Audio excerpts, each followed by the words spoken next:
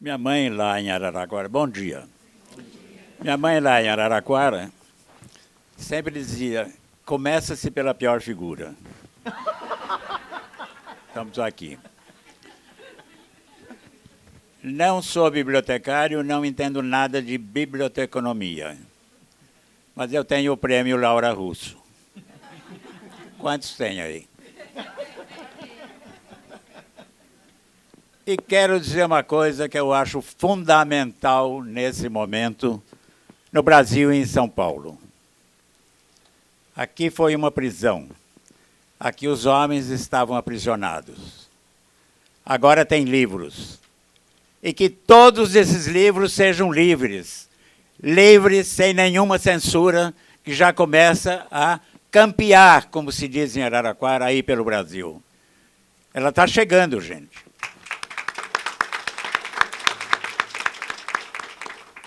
Então, é isso. Onde tinham presos, hoje tem livros livres. Eu sou, na verdade, um criador, eu sou um narrador. Agora há pouco vinha atravessando ali, esse pátio imenso, porque é muito fácil de chegar aqui. O táxi deixa a 7 quilômetros e você vem a pé. E eu pedi um carrinho daqueles de golfe. Não me deram. Eu tenho 83 anos, já revelaram minha idade. Aí. Mas é o seguinte, aí uma senhora, muito simpática, virou, olhou para mim e falou, o senhor está com as fraldas de fora. E eu imediatamente lembrei o quê? Minha Araraquara e minha mãe, que quando eu punha a camisa de fora, não sai com as fraldas de fora. Fazia anos e anos e anos que eu não ouvia isso. É uma crônica, gente. A crônica nasce nesses instantes. Eu não vim aqui para falar de processo de criação, não, mas eu vou falar do que eu quiser. A primeira biblioteca que eu frequentei foi a do meu pai. Era um ferroviário, era um homem que tinha um salário razoavelmente pequeno, mas a gente tinha uma vida mediana, nunca passamos fome, etc. E ele economizava dinheiro mês a mês e depois comprava livros que ele via anunciados no estado de São Paulo. Juntava esse dinheiro e, em determinado dia, como Araraquara não tinha livraria, eu estou falando dos anos 40, ele dava o dinheiro ao chefe do trem ou ao maquinista. Porque a estrada de ferro, como se dizia, era uma corporação. Todo mundo se conhecia, todo mundo sabia quem era quem. O trem da manhã vinha a São Paulo, esse maquinista, o chefe do trem, ia à livraria, comprava, e quando ele trazia o trem de volta a Araraquara à noite, levava o livro. Resultado, meu pai tinha uma biblioteca de 1000 exemplares. Tinha mais do que a biblioteca pública que começava a se formar em Araraquara naquele tempo, que hoje se chama Mário de Andrade. Nessa biblioteca do meu pai, eu li tudo que foi possível ler. Eu só não consegui. Ele tinha uma variedade enorme, porque ele tinha muitas vidas de santos.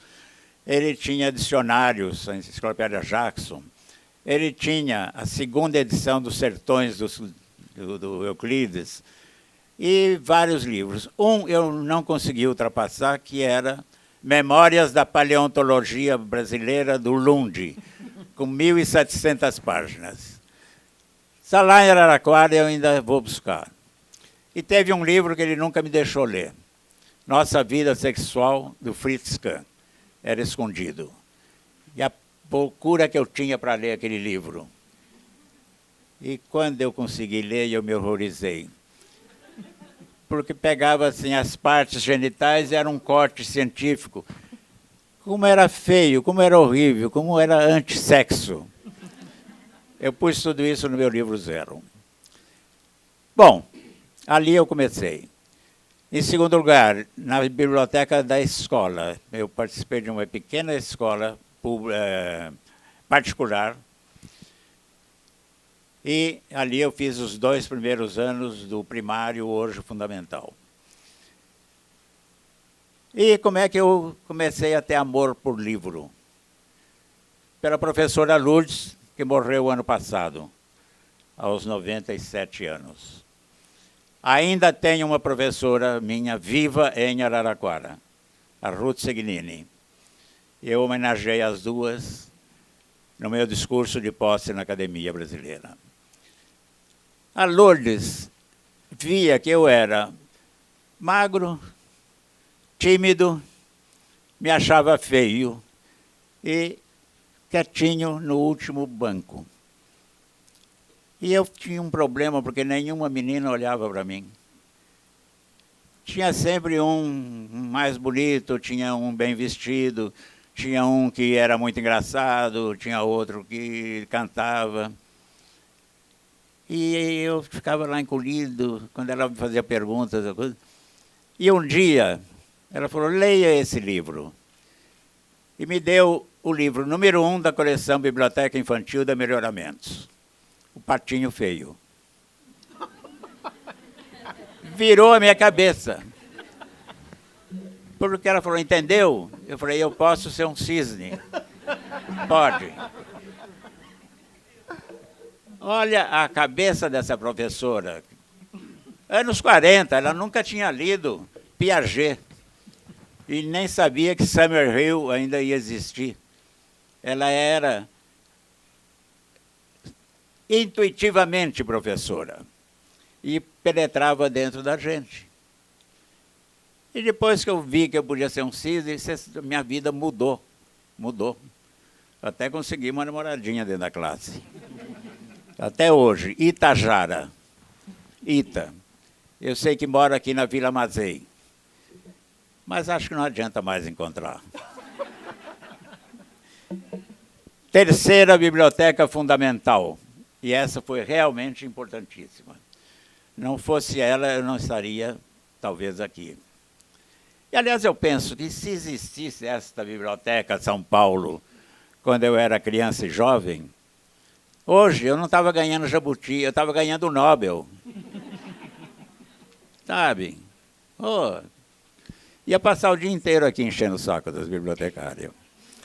A Biblioteca Pública Municipal de Araraquara, pequena, mas farta, já nos anos 50, com bons livros, bons autores. Tinha uma curiosidade. O padre, o prefeito e o presidente da Câmara proibiram o bibliotecário de entregar livros do Jorge Amado para as mulheres. Mulher não lia o Jorge Amado. Os jovens de 15, 16, 17 anos, ali de ginásio e científico, colégio. E aí a gente perguntava assim, por que são pecaminosos? São coisas.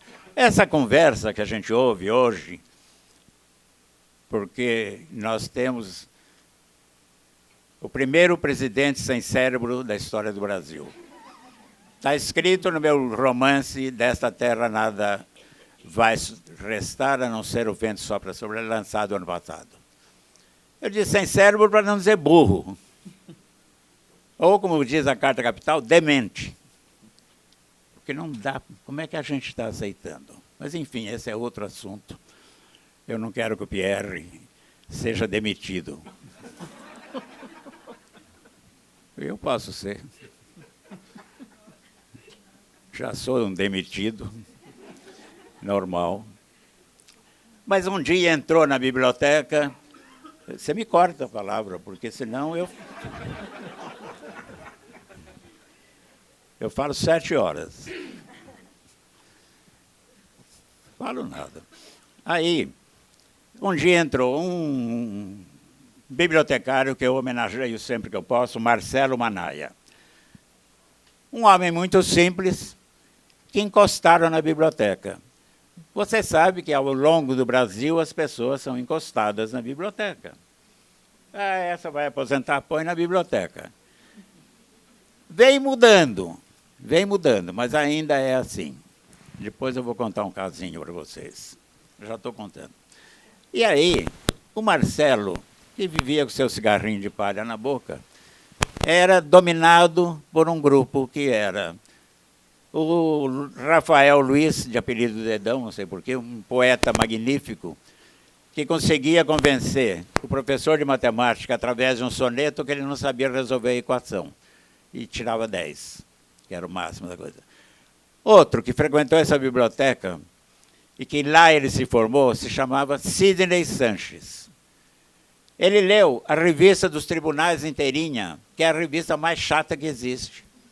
Só que ele chegou aonde? Presidente do Supremo Tribunal Federal do Brasil. Impeachou o Collor. Era o presidente da mesa quando o Collor foi impeachado.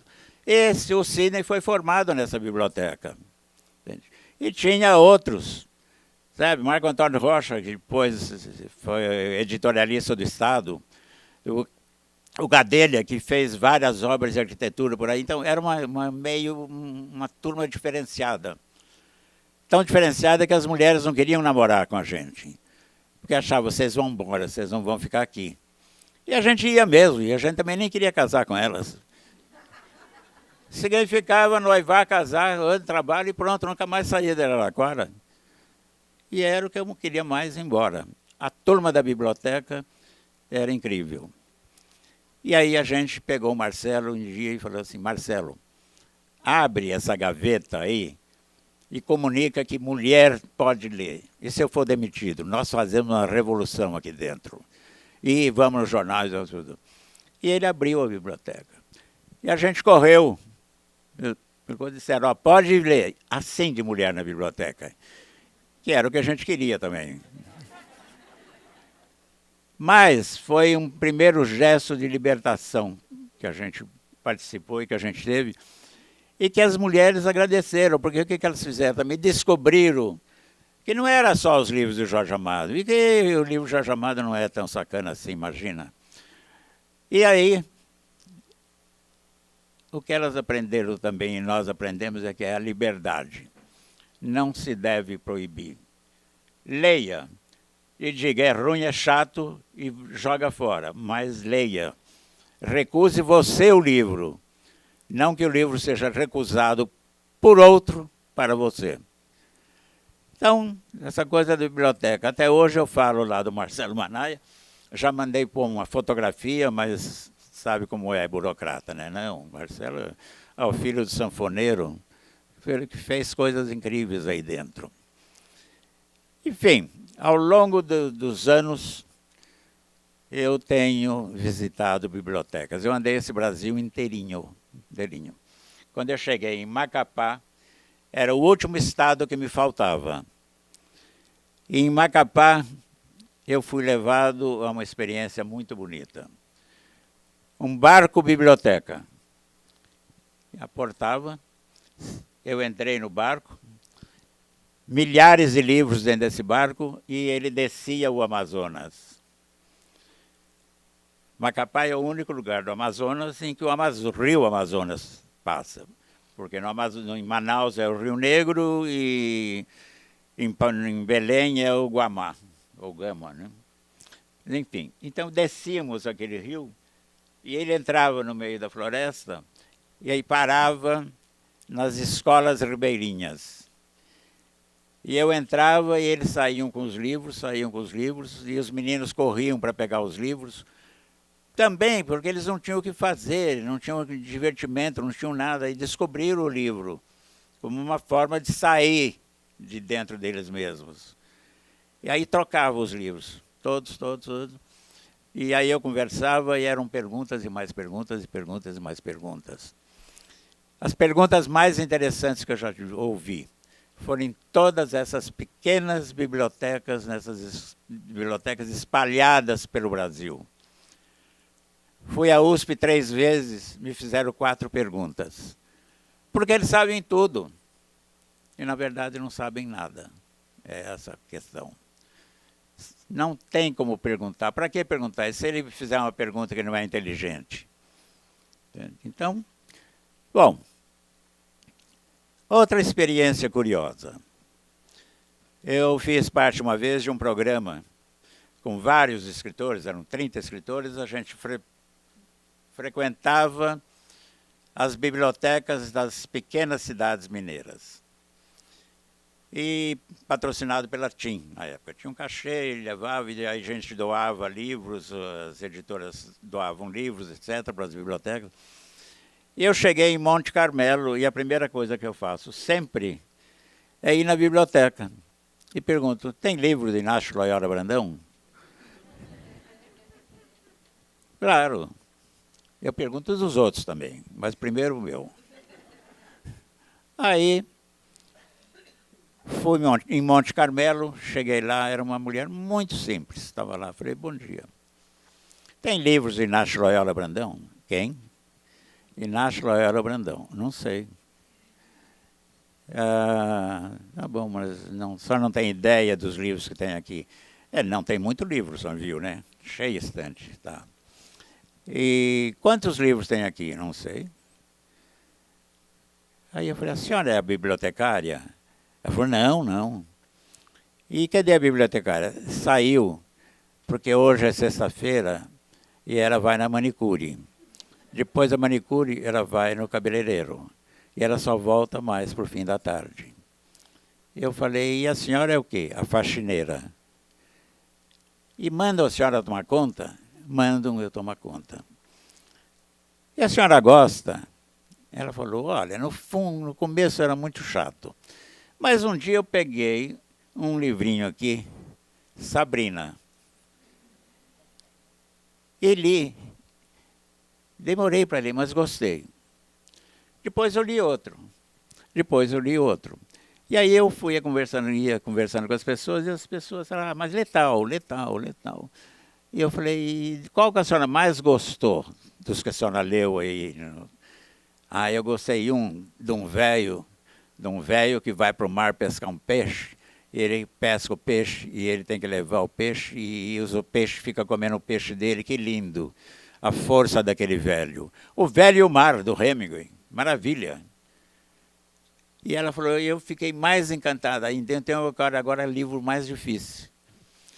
Mas eu estou com medo, porque se um dia descobrir que eu estou aqui e fico lendo livro, eles vão me mandar embora. Eu falei, é provável que te mande embora.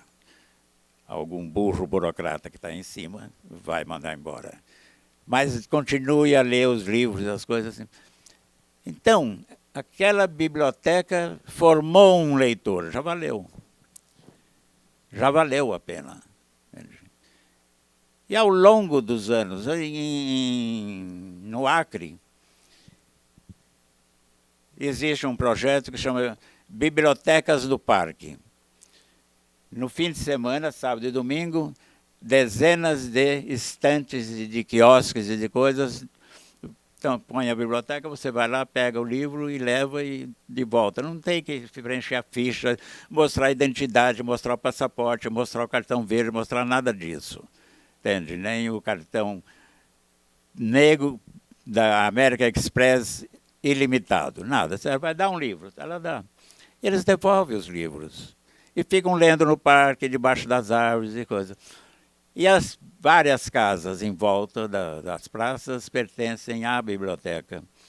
E tem redes e tem comida para as crianças. O pai vai, deixa lá, fica lá o dia inteiro, come lá, deita na rede, dorme e tal. Quer dizer, cada um tem uma forma de segurar essas coisas. Então,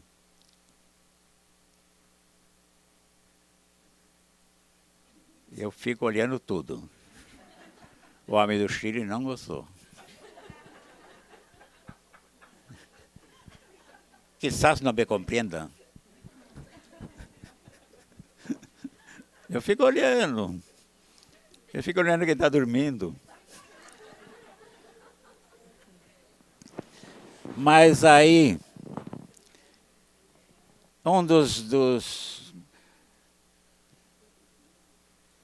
outro exemplo, essa de Rio Branco é impressionante porque é gente e mais gente e mais gente que fica por ali.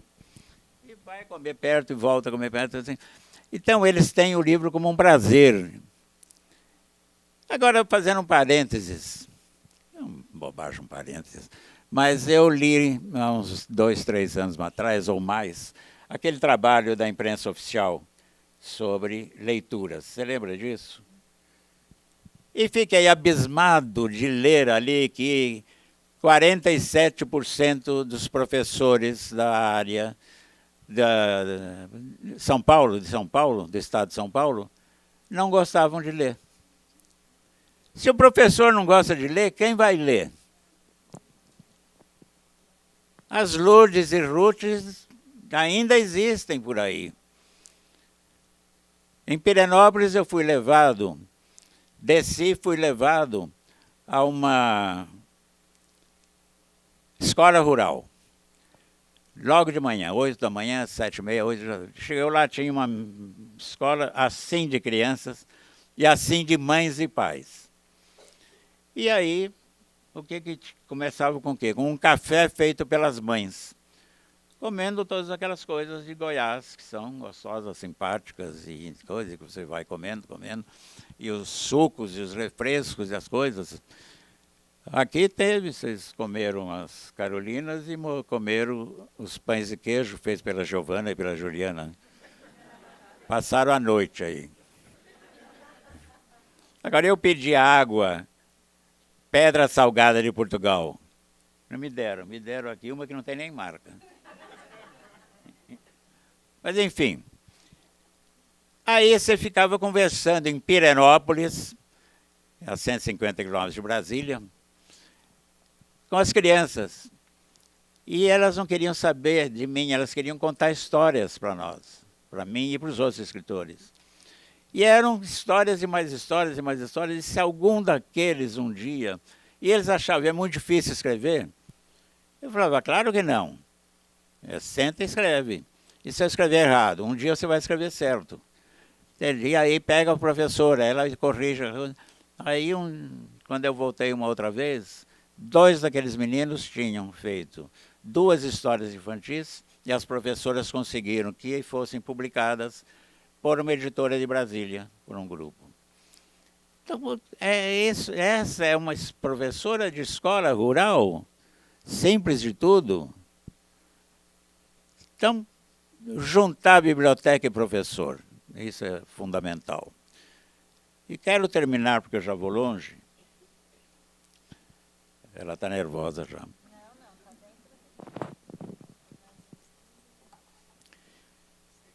Mais uns 15 minutos.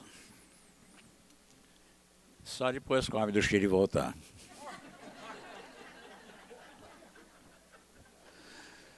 Aí, uma experiência fantástica.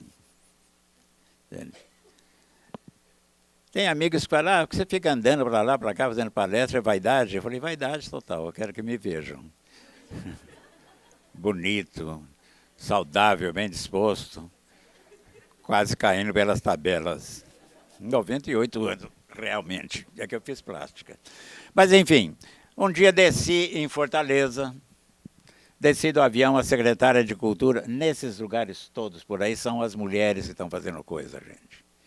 O Pierre não é mulher, ele está fazendo. Mas a Bel está aqui do meu lado. Aliás, quando eu entrei e vi a Bel de costas, eu falei, nossa, a Márcia, minha mulher, está aí. Tem um vestido igualzinho, bonito. Não era a Bel. Mas enfim, aí. Bom, desci do avião em Fortaleza, a secretária de Cultura estava lá, disse, Inácio, você veio para a Bienal e tem lá um espaço na Bienal para você falar. Os espaços da Bienal são assim, você vai e fala, e tem 500 mil crianças rolando e fazendo barulho, e gritando, e chamados, e alto-falantes, etc, etc. Em vez daquilo, você não quer falar num bairro.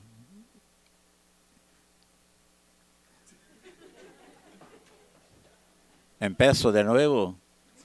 Sim, por favor. Estou em Fortaleza, Nordeste, desci do avião, me puseram numa van, num ônibus, e eu fui para a primeira cidade do sertão cearense, a 80 quilômetros de Fortaleza. Ocara, uma cidade de 20 mil habitantes que vive de mel, milho e algodão. Cheguei lá, uma coisa pequena, lindinha, e eu fui para o centro comunitário. Toda a cidade tem aquele centro comunitário, aberto por causa do calor imenso, pintado, caiado de novo, branquinho, aquele chão vermelhão, cimento queimado, né?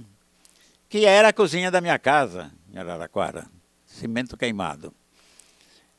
200 pessoas, 200, eu não acreditava, sabe? Todos estavam lá, nunca tinham visto um escritor na vida.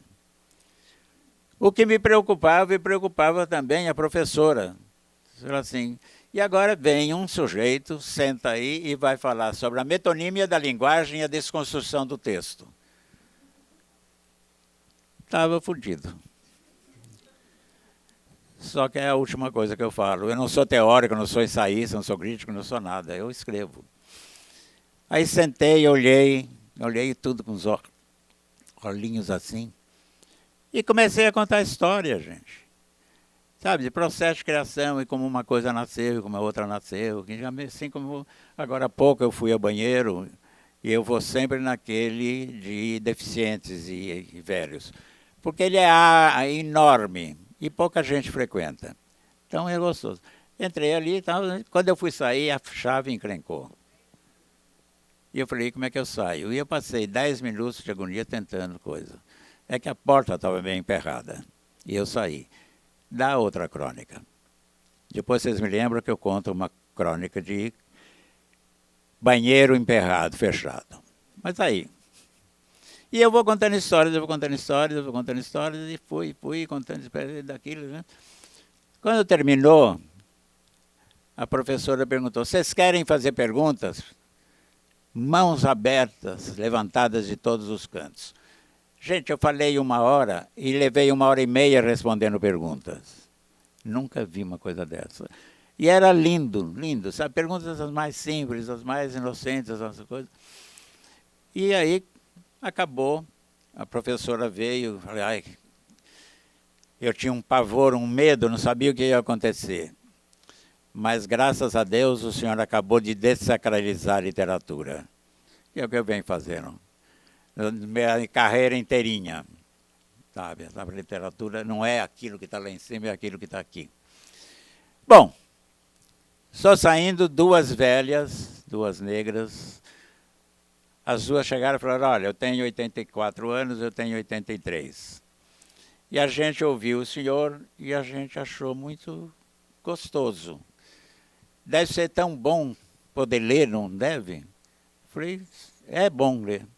É a maior maravilha. Ela falou assim, porque aí, se eu conseguisse ler, eu sou analfabeta e ela também, a gente ia descansar, porque eu tenho abelhas, eu crio abelhas e ela planta milho.